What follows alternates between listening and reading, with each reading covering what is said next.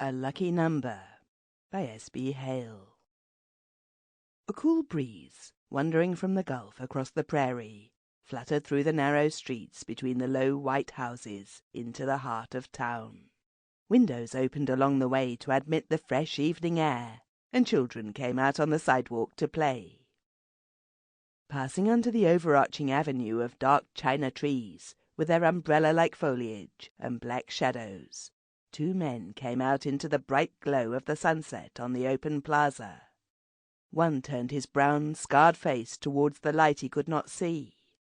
Over his shoulder was slung a Mexican harp.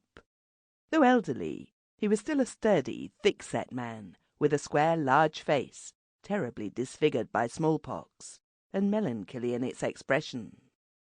His companion, a small dark young man in clothing of white, wore a red sash round his waist, new tight shoes on his small feet, and a grey pointed hat, wrapped with broad silver and silken bands.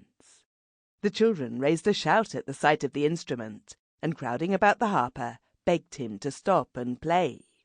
Someone in one of the porches handed out a chair, and the blind man sat down, while the other unwrapped his harp and set it before him.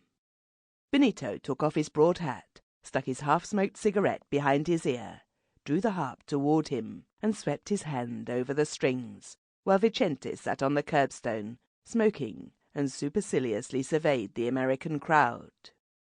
The chatter and laughing of the different groups ceased, as the soft, longing strains of the Golondrina rose on the air. Benito's seamed face uplifted in the red light, reflecting the sadness of the exile's lament to the pilgrim swallow. Without waiting to be asked, he changed it to the wild, fitful melody of the paloma, its sweet, haunting air broken by deep, low chords, like the moaning of doves. There was a general clapping of hands as he finished this favourite, and the children poured quite a harvest of small coins into his sombrero.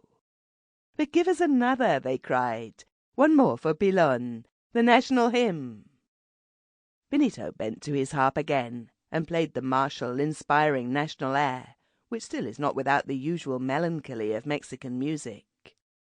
His great head moved in unison with the notes, his thick lips parted, and his sightless eyes rolled upwards in a sort of ecstasy. The strangers around him were forgotten. Once more he saw the gay capital of his native land, the ranks of soldiers parading to the same strains, the procession and the populace pouring towards the cathedral, and all a patriot's devotion thrilled in the throbbing music, delighting the ears of those who most probably regard. Sample complete.